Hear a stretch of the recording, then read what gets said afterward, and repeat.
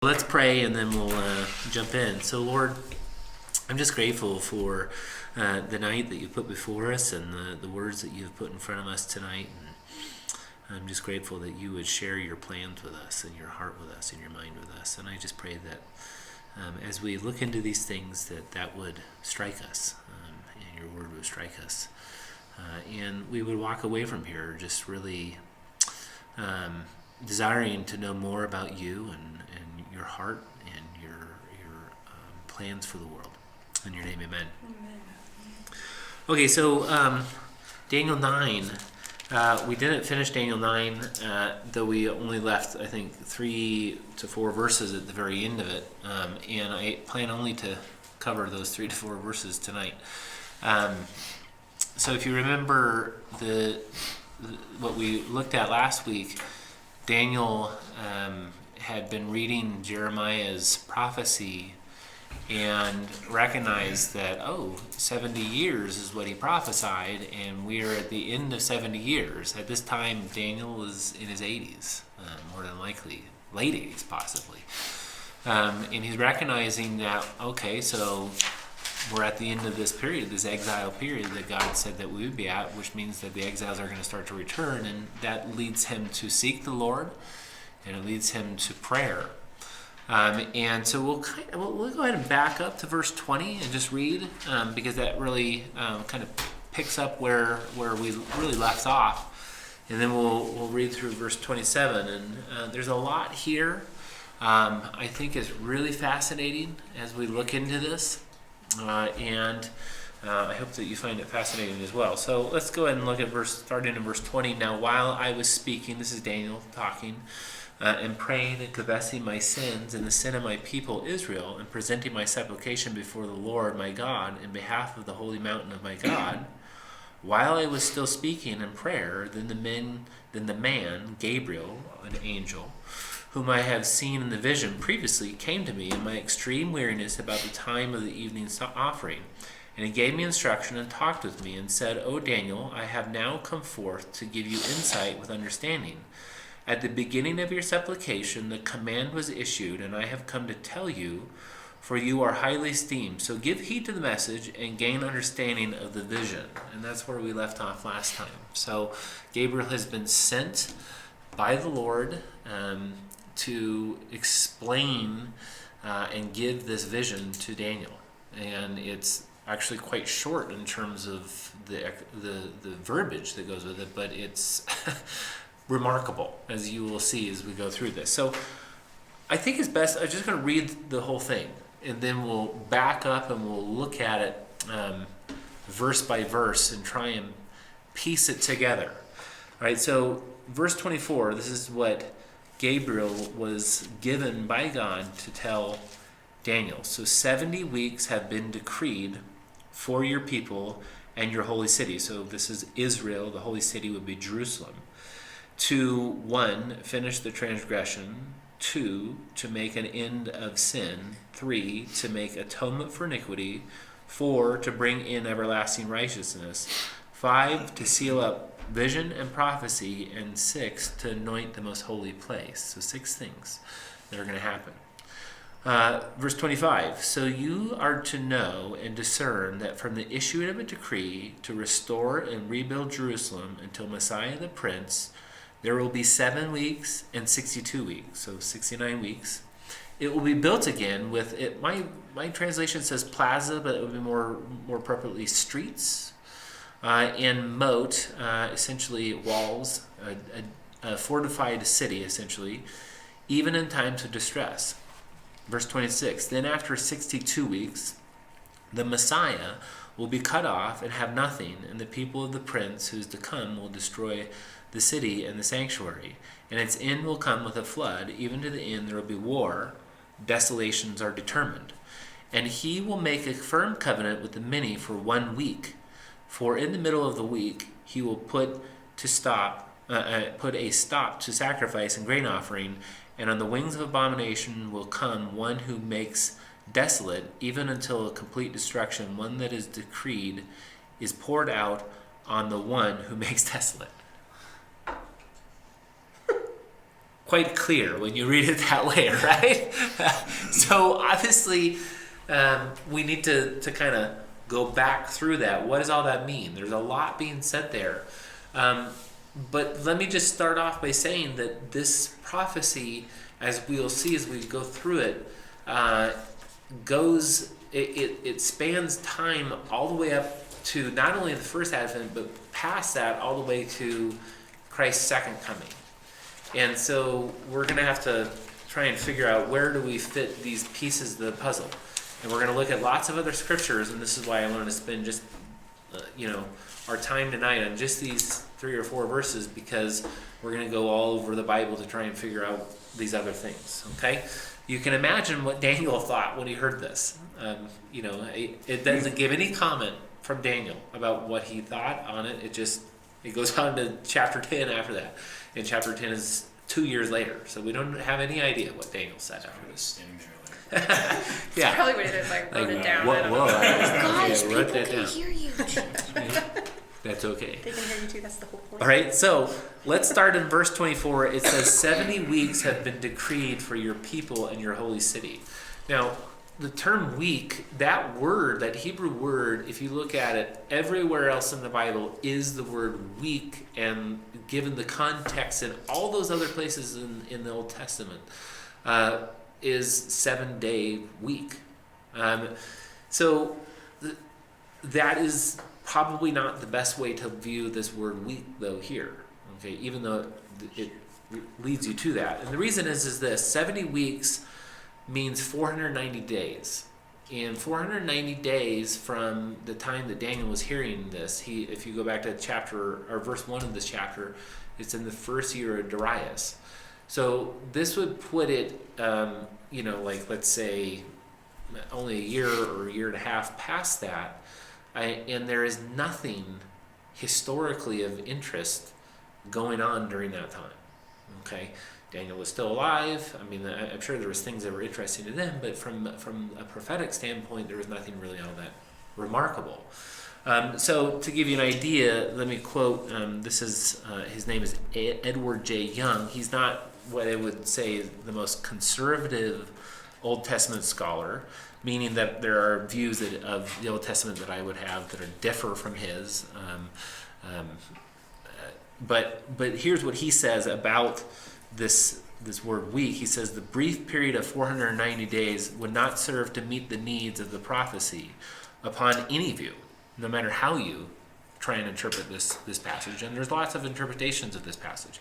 But on any view, 490 days is not going to do it. Hence, as far as the present writer knows, this view is almost universally rejected by scholars. Okay, so there's not a lot of people that are going to hold to the idea that week means literally a 7-day week, 490 days. Okay, so what does it mean? And what would Daniel more than likely have thought when he heard the word week? Well, the word week does have the connotation of 7, though. I mean, we shouldn't ignore that.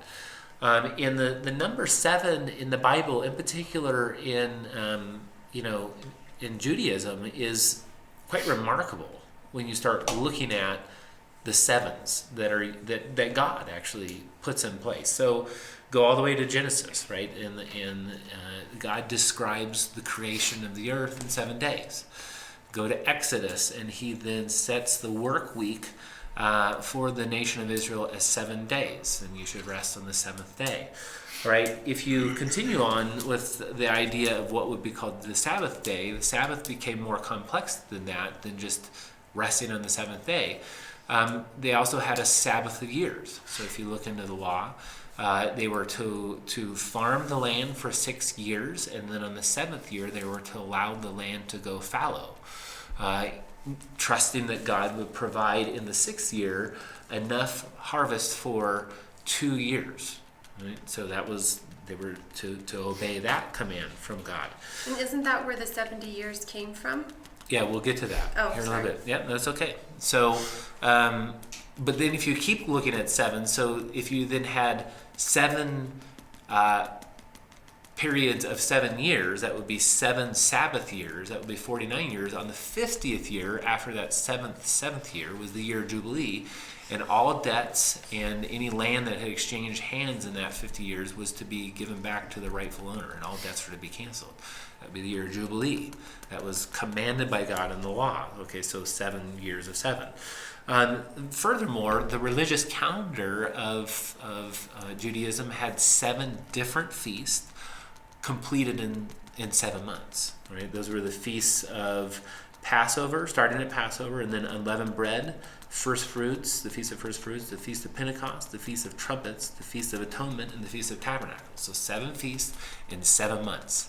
Okay, so 7. That's what I'm trying to get across, is that 7 was a very important number in the religious mind of the Jew. Okay, now coming to what Becky just mentioned, I'm going to turn to 2 Chronicles here and just read this real quickly. Let me keep my thumb here on Daniel 9. 2 Chronicles. You can flip there if you want. So I'm only going to read one verse, but it's 2 Chronicles 36:21. And I think that this would have been most certainly burning on the mind of Daniel when he heard this. 2 Chronicles 36:21. Remember, Daniel had realized, okay, our 70 years of captivity is coming to an end. Okay. Well, in 2 Chronicles chapter 36, let me go ahead and start at verse 19.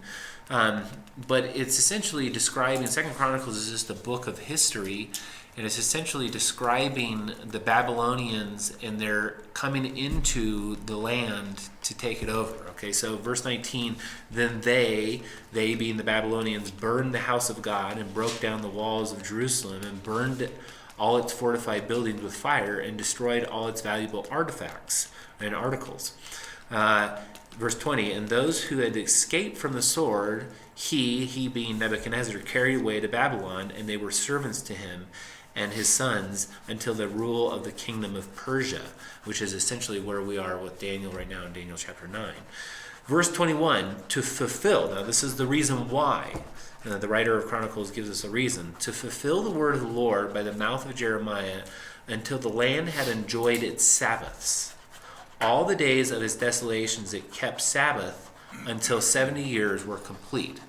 Okay, so the writer of Chronicles is looking back from a time past the Babylonian captivity, saying, okay, they were in captivity for 70 years until Persia took over.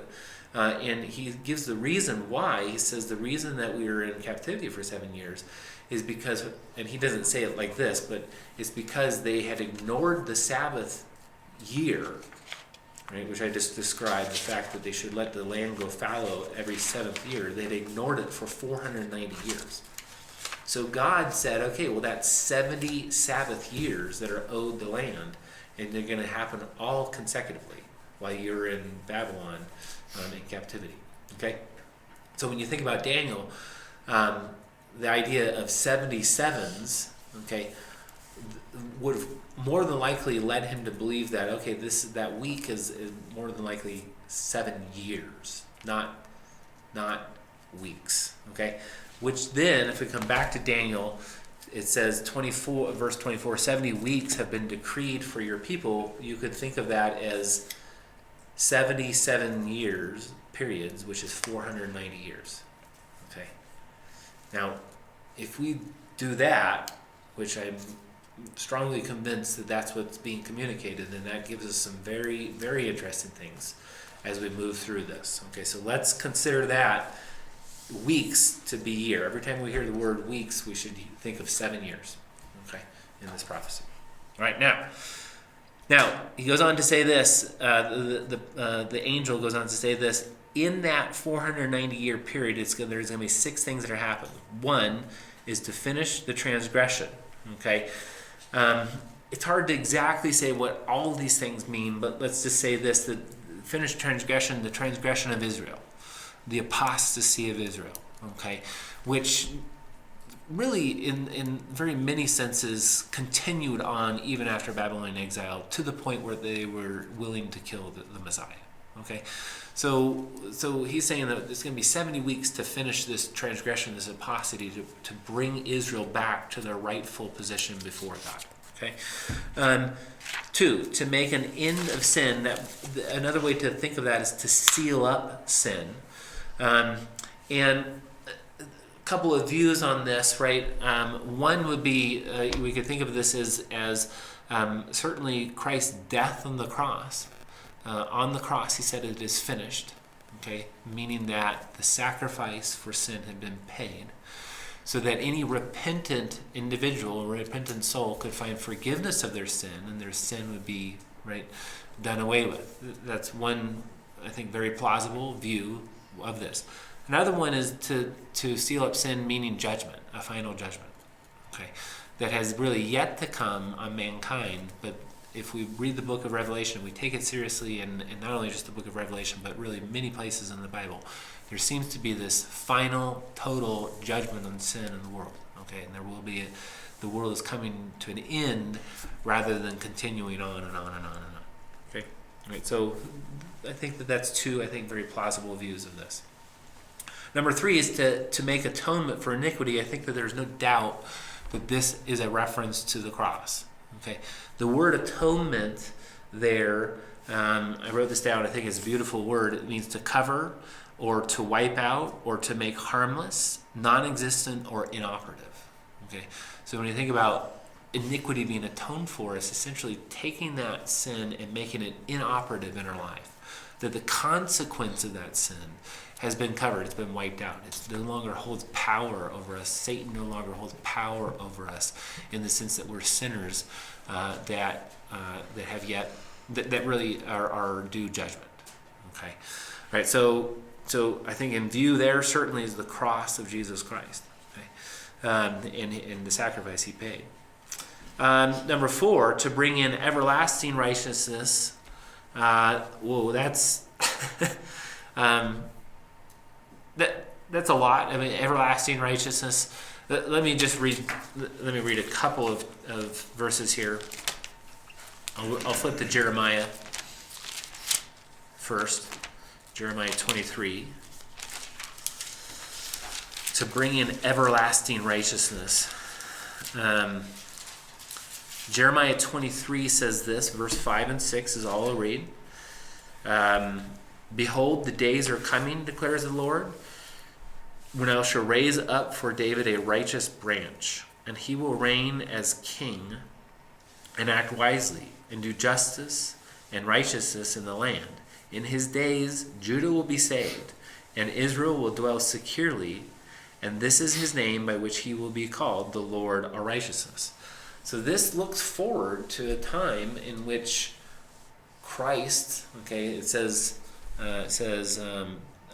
when I shall raise up for David a righteous branch. That's a reference to the lineage of David, the Messiah being in view here. This is a reference to when he will reign. Now, certainly, Jesus reigns now. Okay, in other words, he's sitting to the right hand of God the Father, and his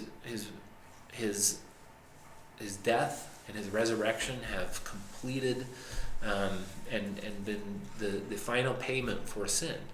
However, the Bible seems to indicate that reign also will be something that not just is in heaven, but will actually occupy the earth. Okay, that we are looking forward to a time in which Christ will physically reign on earth.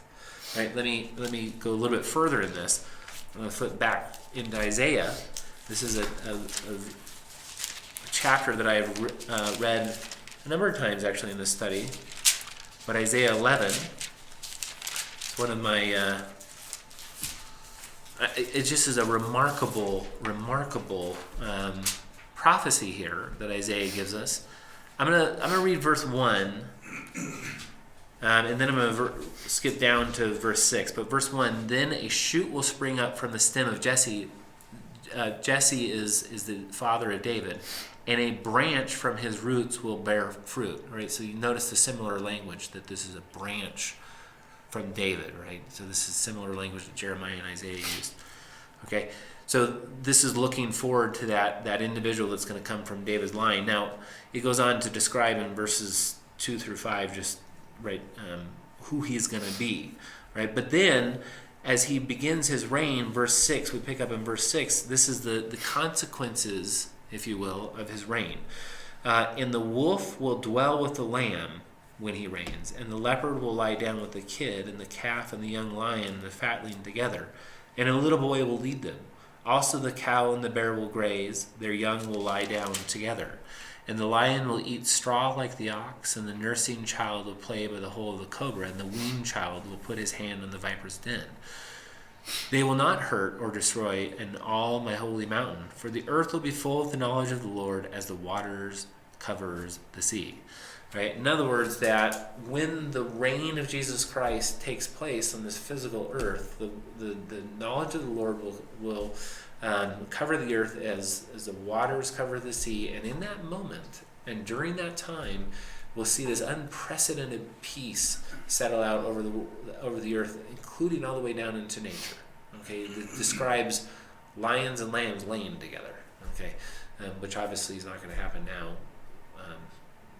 due to, of course, the fact that the lion would kill the lamb.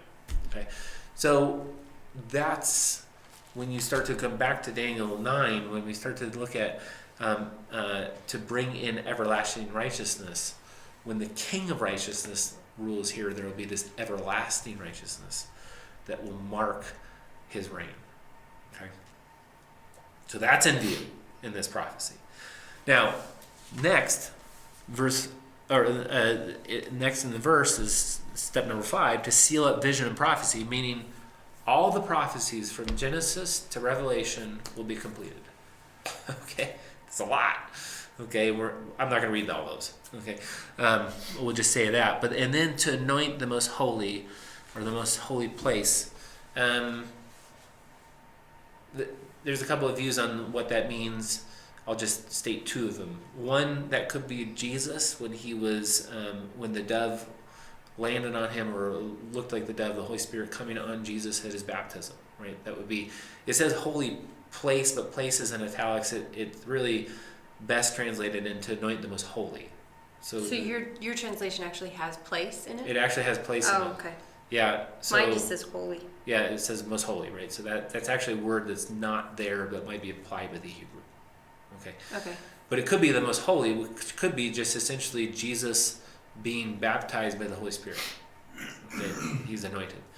The other one would be, could be this, that in that reign of Christ, there is a temple. Ezekiel describes a temple in the latter half of his book that he gives this, gory details on this temple, okay, that needs to be built, and the temple's never been built.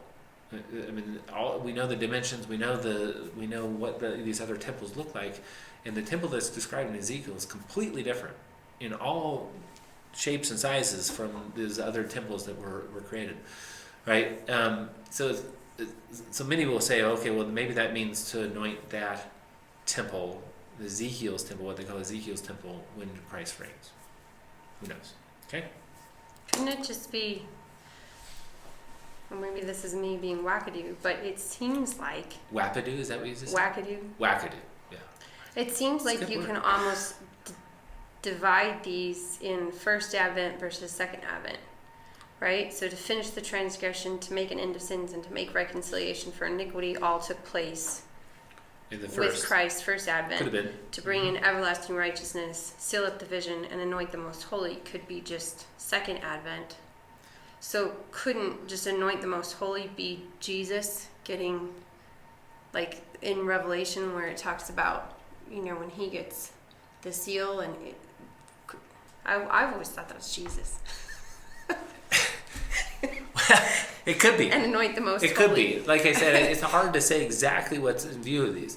I think that you do have to be sensitive in verse 24 that this is it says at the very beginning, a decree for your people and your city. That's true. So it seems to be very specific to the Israelite nation. Now that doesn't mean that the Gentiles were not affected by that. Of course we were. We're grafted in by that.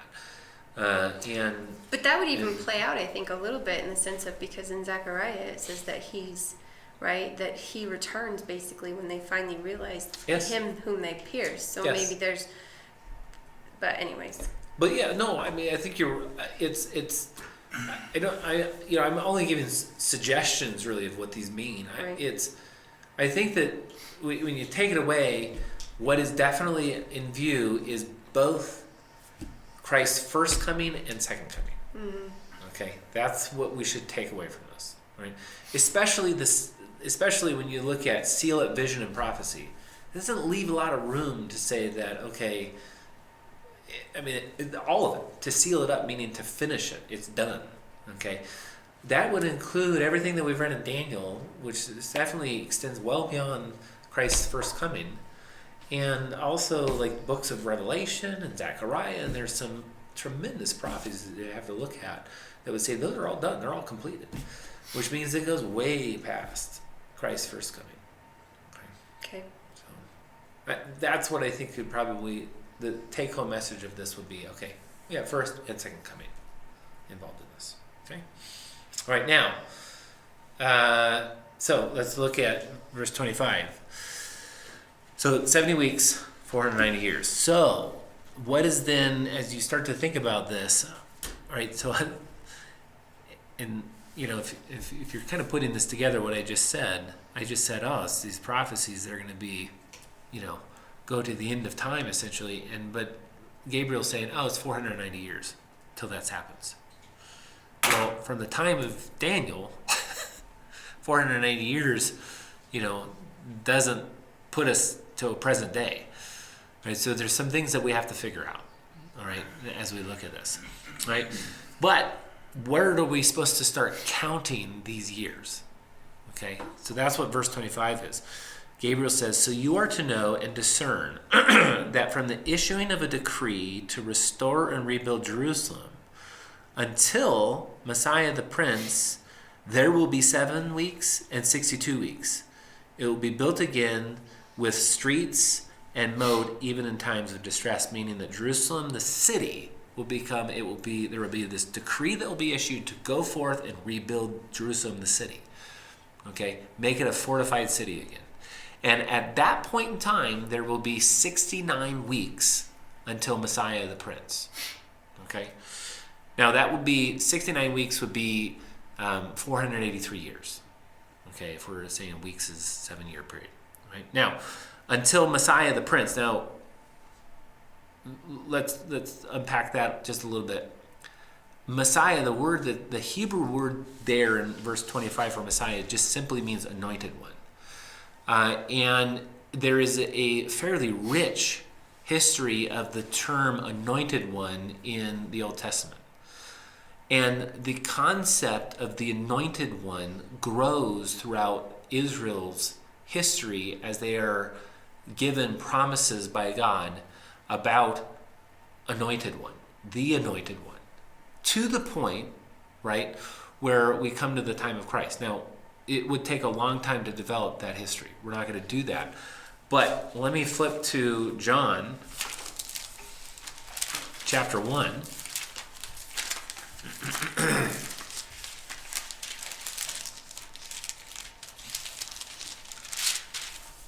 Okay, and I'll read verse 35 through 41, because at this point in time we're at the kind of what I would consider the pinnacle of Jewish thought on who the Messiah is, the anointed one. Okay, and we see this expression here. So, verse 35, again, the next day John, this was John the Baptist, was standing with 2 of his disciples and looked upon Jesus as he walked and said, behold, the Lamb of God. So John recognizes John as, behold, the Lamb of God. And the 2 disciples heard him speak, and they followed Jesus. These would be disciples of John. And Jesus turned and beheld them following, these 2, and said to them, what do you seek? And they said to him, Rabbi, which translated means teacher, where are you staying? He said to them, come and you will see. They came and therefore saw where he was staying, and they stayed with him that day, for it was about the 10th hour. So these 2 individuals got to spend the whole day and night with Jesus, essentially. Okay, so, and I'm sure they learned a few things. Verse 40, one of the two who heard John speak and followed him being Jesus, was Andrew, Simon Peter's brother. Now this is the Simon Peter. This is Peter the apostle, right? So this is Andrew is his brother. And he was the one that got to stay the day and the night with Jesus. Verse 41, he found first his own brother Simon, or Peter, and said to him, we have found the Messiah, which translated means Christ. All right.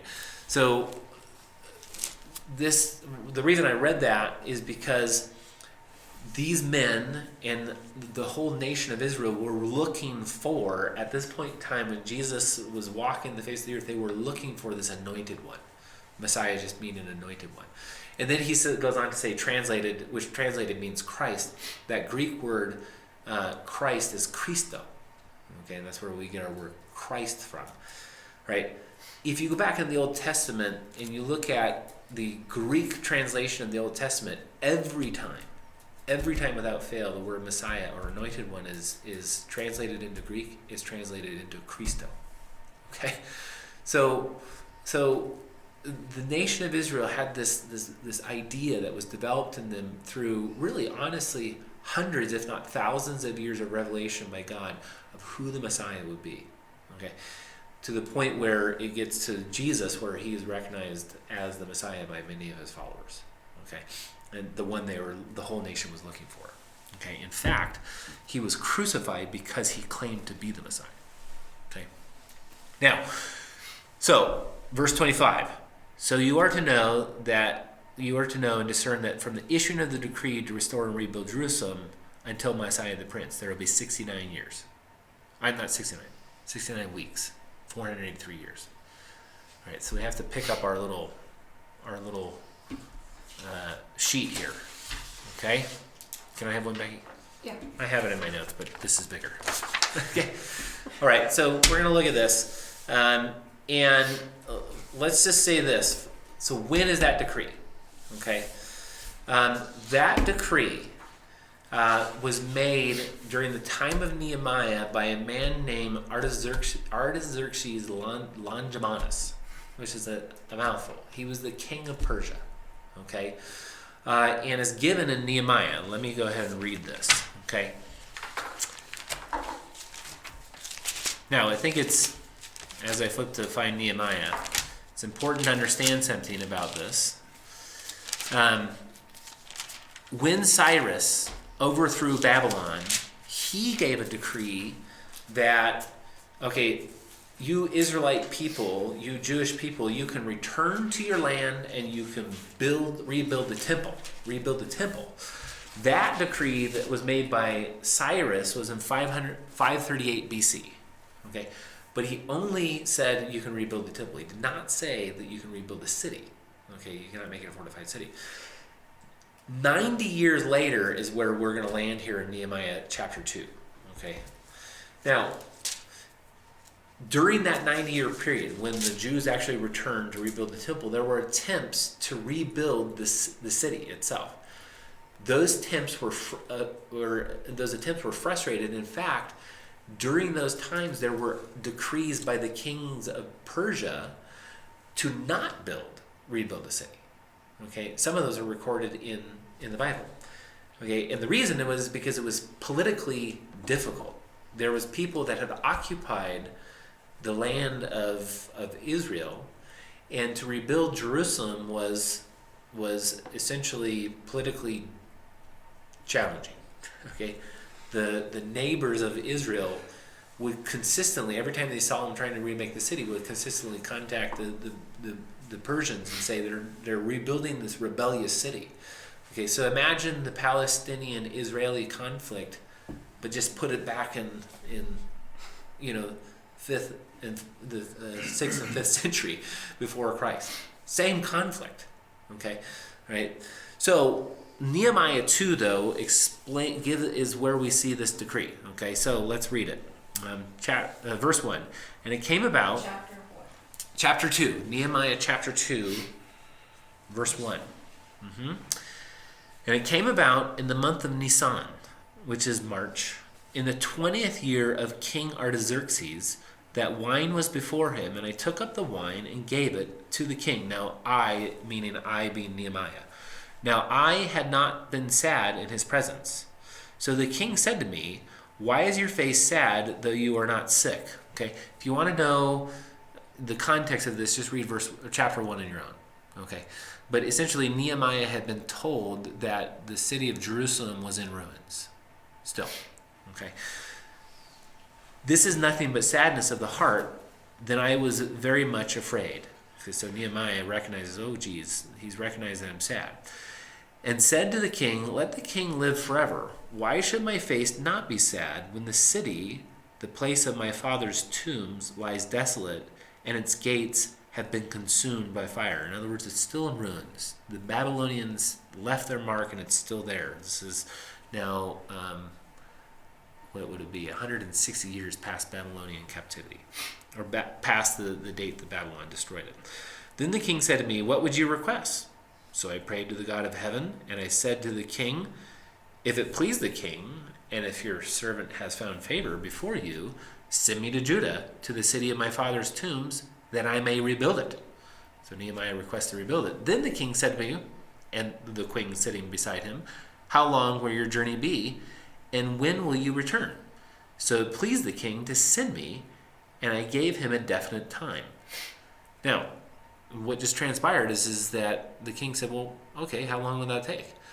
And he said, okay, that sounds good to me. Now, let's keep going.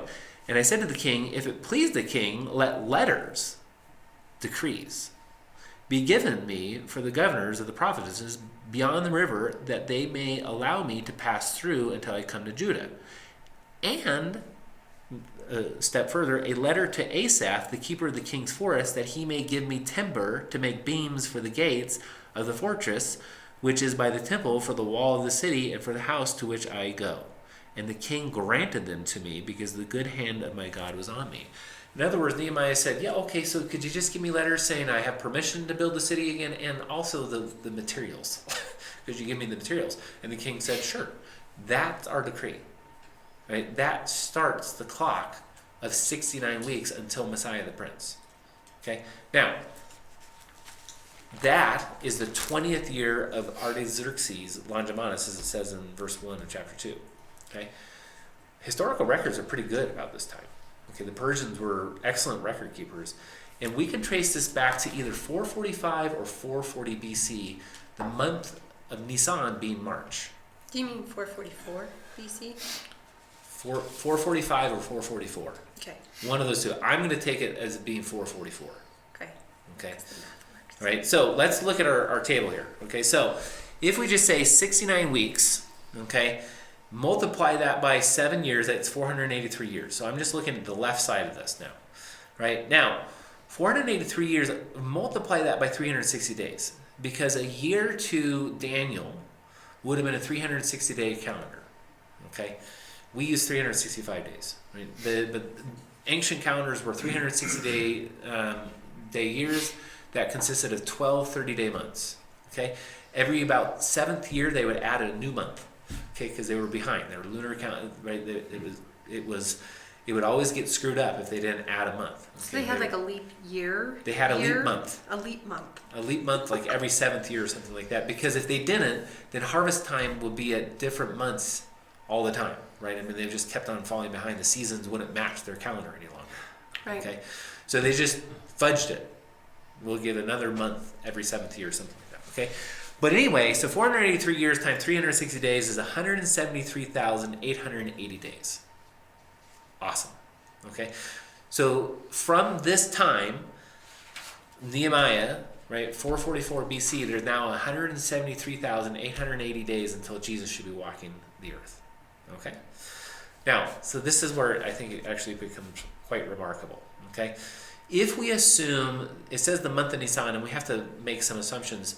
But if we assume that that would be the first day of the month of Nisan, that would actually be in 445 BC, that would have been March 5th.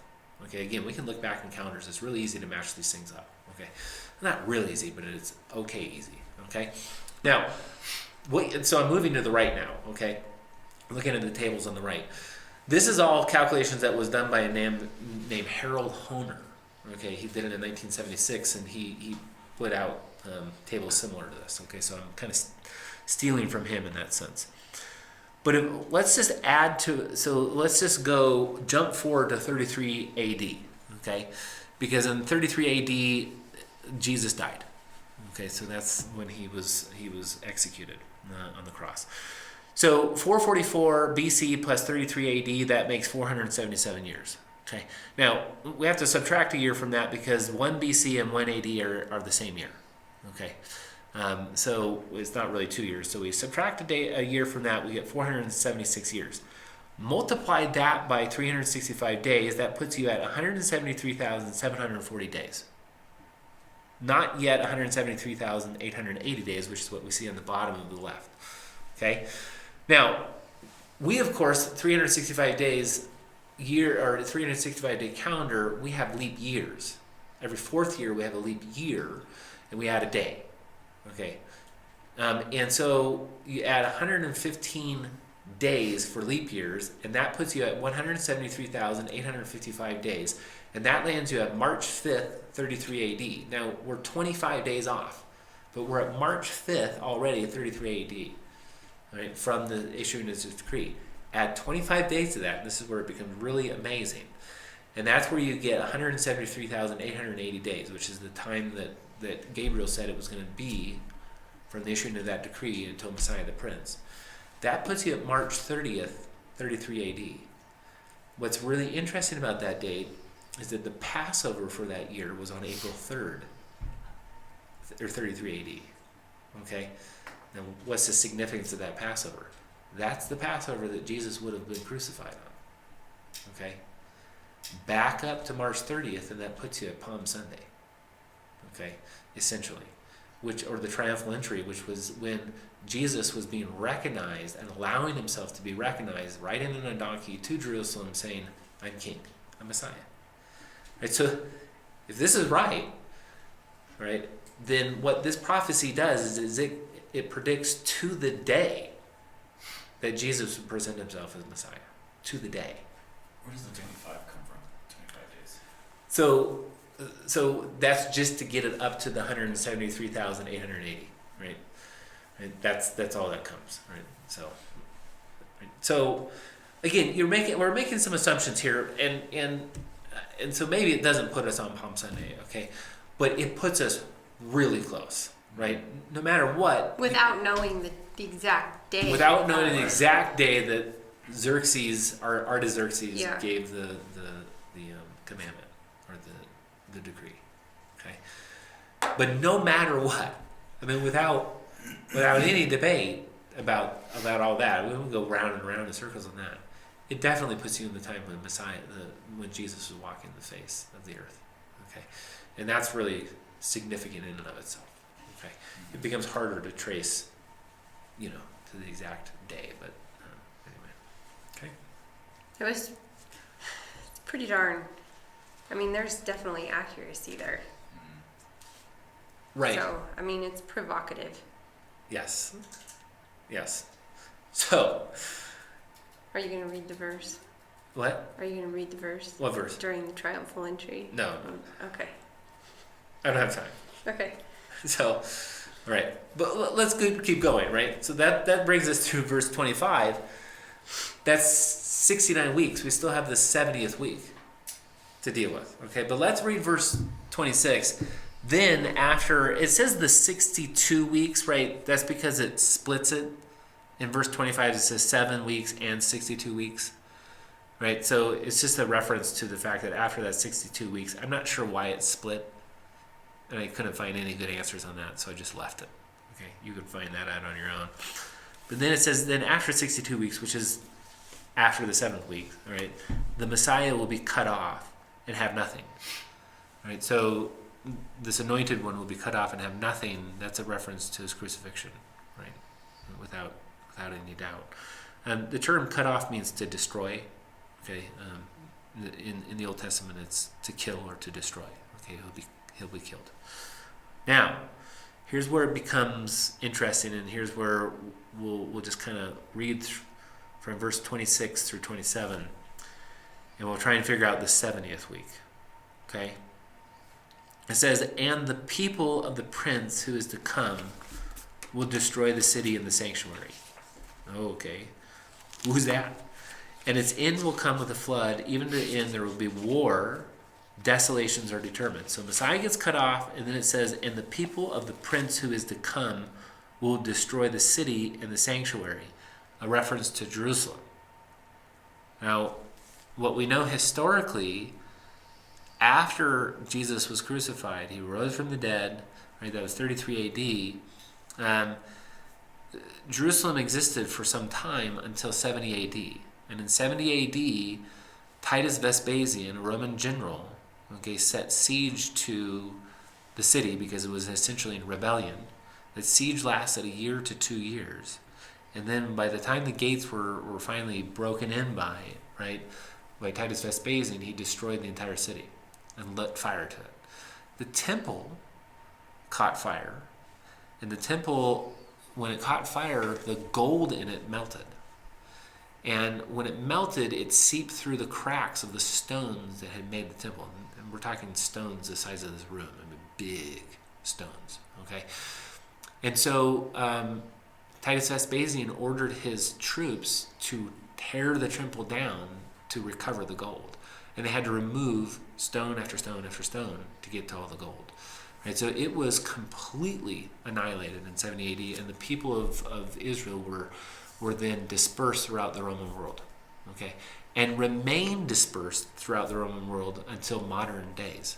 Even now, okay, they're still dispersed. Of course, now they're in 1948, the nation of Israel reclaimed the land, but there's been lots of people that have returned, lots of Jewish people that have returned to Israel, but they're still dispersed throughout the world.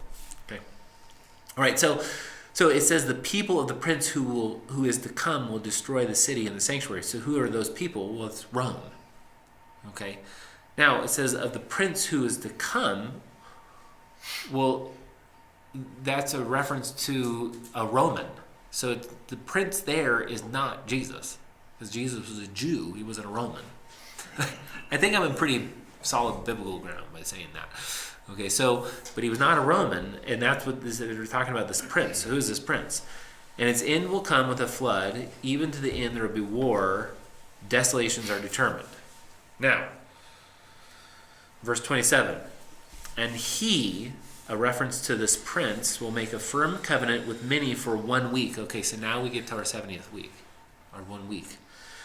But in the middle of the week, he will put a stop to the sacrifice and grain offering, and on the wing of abominations will come one who makes desolate, even until complete destruction. One that is decreed is poured out on the one who makes desolate. Oh gosh.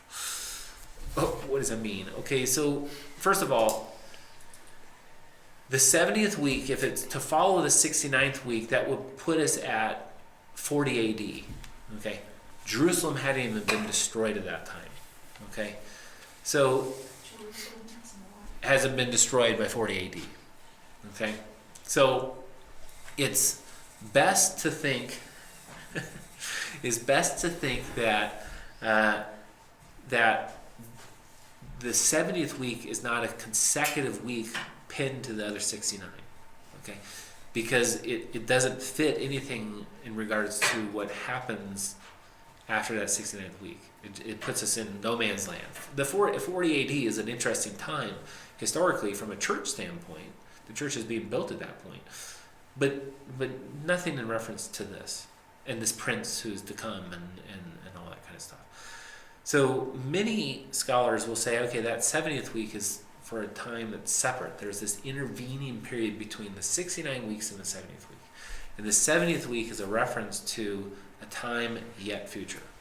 Okay. A time what? Yet future. Oh. Okay. So let's do this. Turn to Matthew 24, and this is where we're going to end.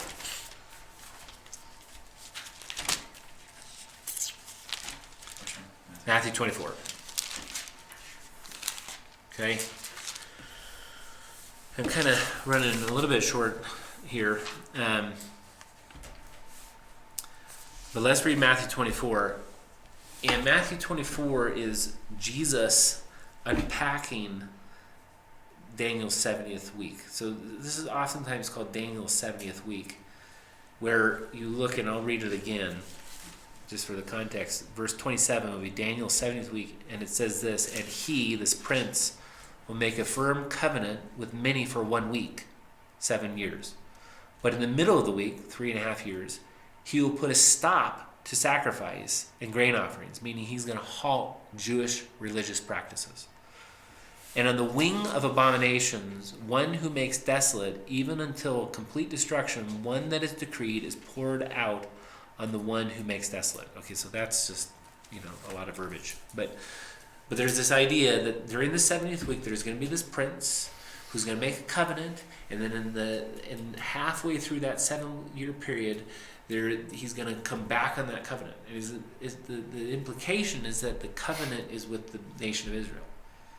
Okay? And then this one, who's a Roman apparently, who's made this covenant, he's going to then come back on that. He's going to put a halt to all Jewish religious practices. Okay? There's a lot packed into that verse 27. Jesus unpacks this for us. Okay? And so let's just read starting in verse 1 of chapter 24 of Matthew. Okay? So Jesus came out from the temple and was going away when his disciples came up to point out the temple buildings to him. And he answered and said to them, "Do you not see all these things? Truly I say to you, not one stone here shall be left upon another, which will not be torn down." So he predicts what Titus Vespasian is going to do. All the stones are going to be removed. Okay? Verse 3. And as he was sitting, so you can imagine, that's like essentially telling these disciples, the White House is going to be burned to the ground. Imagine the person that you really respect, that has demonstrated unbelievable supernatural capacities and understanding, says to you, the White House is going to be burnt to the ground, by the way. You would want to know a little bit more about that. Okay, that's essentially what he was saying to these guys. So, verse 3. And as he was sitting on the Mount of Olives, so this is a little bit of time has passed. The Mount of Olives is a mountain that overlooks the city of Jerusalem. Okay, and there's a ravine between it and where the city is perched. The disciples came to him privately, saying, "Tell us, when will these things be, and what will be the sign of your coming and the end of the age?" In other words, can you tell us a little bit more about what you just said? Okay. And Jesus answered and said to them, "See to it that no one misleads you." Now, I don't want to make comment on every verse because it's going to take us too long, but let's just read through this. "See to it that no one misleads you, for many will come in my name, saying, 'I am Christ,' and will mislead many. And you will be hearing of wars and rumors of wars. See that you are not frightened, for these things must take place, but that is not yet the end. For nation will rise against nation, and kingdom against kingdom in various places. There will be famines and earthquakes, but all these things are merely the beginning of the birth pangs. Then they will deliver you to tribulation and will kill you, and you will be hated by all the nations on account of my name. And at that time many will fall away and will deliver up another and hate one another. And many false prophets will arise and will mislead many, and because lawlessness is increased, most people's love will grow cold. But the one who endures to the end, he shall be saved." So he describes some very general things. There's going to be wars, there's going to be famines, there's going to be persecution of believers, there's going to be all these things. He says, but that's not the end. All right, that's just the birth pangs leading up to the end. Okay, essentially the birth pangs that a woman goes through to give birth. Okay, this is all leading up to that. Verse 14, he says this, "And this gospel of the kingdom shall be preached in the whole world for a witness to all the nations, and then the end shall come." So with that statement, it seems like Jesus thrusts us way past the disciples' time, because he says this gospel will be preached to the whole world. Now, if he means if we take this literally, the whole world means the whole world. Okay, all of it. So the gospel has to be preached everywhere. Okay. And then, he says, the end shall come. Now, verse 15 is where we pick up on Daniel's thought. Because he says, "Therefore, when you see," and these are key words, the abomination of desolation, which was spoken through Daniel the prophet, standing in the holy place. So let me go back to verse 27. All right.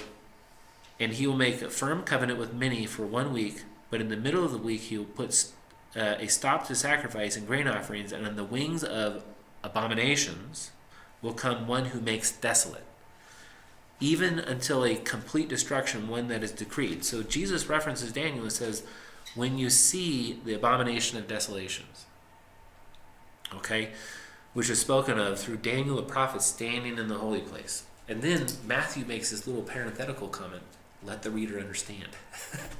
Thank you, Matthew, okay, for that help. All right, so Jesus is referencing Daniel's 70th week, and he's referencing it as a future event to himself at this point in time. Okay. Now, if we look in, I'm not going to go read this, but if we look at 2 Thessalonians 2, verses 1 through about 10, Paul goes on and describes this prince that is to come, the Antichrist. And he says that he will present himself in the holies of holies as being God. All right? And he will then persecute believers. And he also goes on to say that his activity and his power is not from himself, but from Satan himself. Okay? So he says those things in 2 Thessalonians.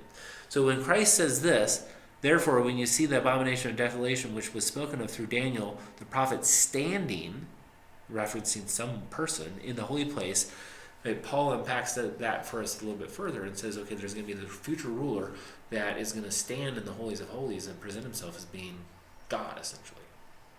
Okay? Now, Jesus then goes on to say this, verse 16, then let those who are in Judea flee to the mountains. Let him who is on the housetop not go down to get the things out that are in the house, and let him who is in the field not turn back to get his cloak. But woe to those who are with child and to those who nurse babes in those days. But pray that your flight may not be in the winter or on a Sabbath, for then there will be a great tribulation. Verse 21 is very important. Such as has not had occurred since the beginning of the world until now, nor ever shall. And unless those days had been cut short, no life would have been saved, but for the sake of the elect, those days shall be cut short. So Christ references, okay, says, okay, you see this abomination of desolation staying in the temple, run. That's what he's saying. Run. Because there's going to be a tribulation at that point in time that is unlike anything the world has ever seen, including World War II, including World War I, including all of these wars, right? The horrible atrocities that were committed in them, right? He says there's not going to be anything greater that the world's ever seen, right? And he says his advice is to go ahead and run at that point in time. Okay? Now, this is where, if you want to read Revelation 6 through 19, chapters 6 through 19, I'm not going to do it right now, but it is my belief, and I think I'm in good standing on this, that describes this tribulation that Christ is talking about. All the events there describe what's commonly called the Great Tribulation. You said Revelations what? Revelation chapter 6 through chapter 19. A huge swath of scripture describes this great revelation. And it seems that is going to take place in 3.5 years, it would seem.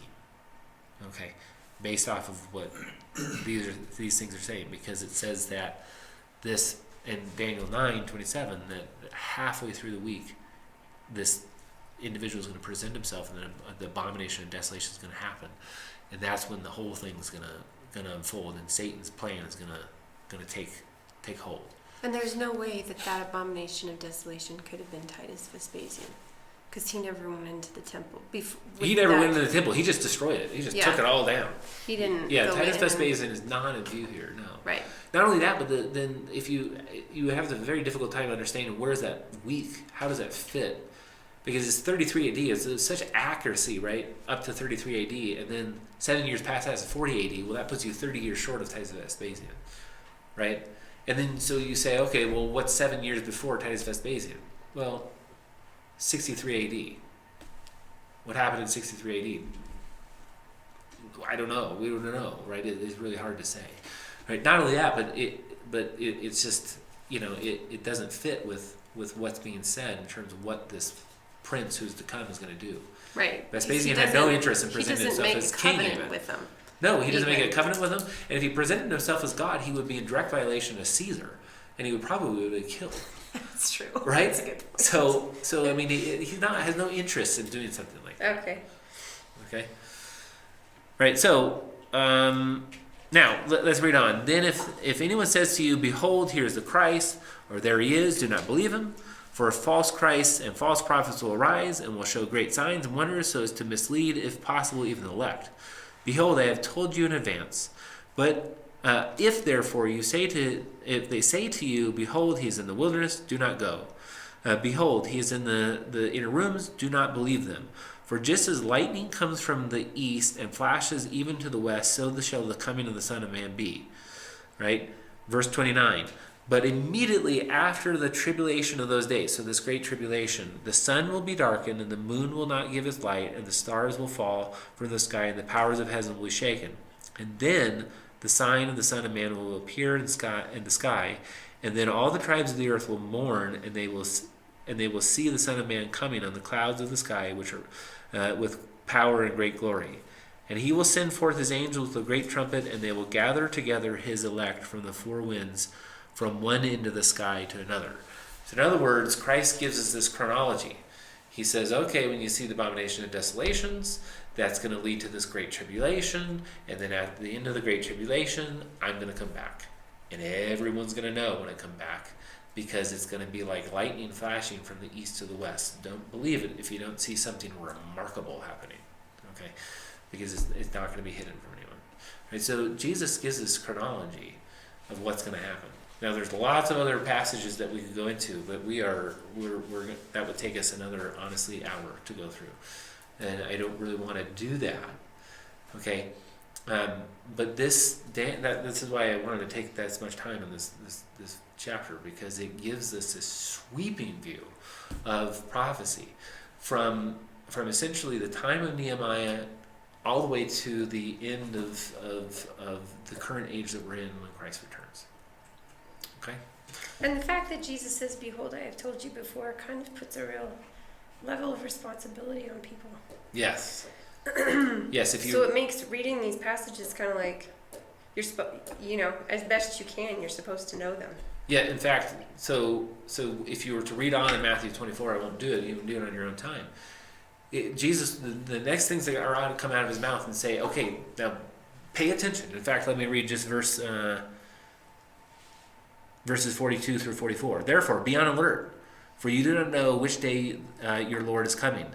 But be sure of this, that if the head of the house had known at what time the night the thief was coming, he would have been on alert and would not have allowed his house to be broken into.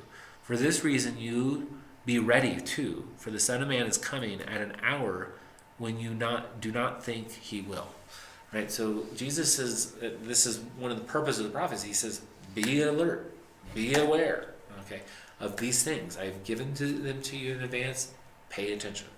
Okay, now does that mean that I'm going to be able to set dates? And no, I mean, he says he doesn't know when you're going to come. Anyone that sets dates that should raise a red flag and say, oh, you don't know. Jesus tells us we don't know when that's going to happen. Until maybe you see the abomination of desolation. Until maybe once you see the abomination of desolation, right? Days. Then you know at that point in time, okay, we got 3.5 years before Christ returns.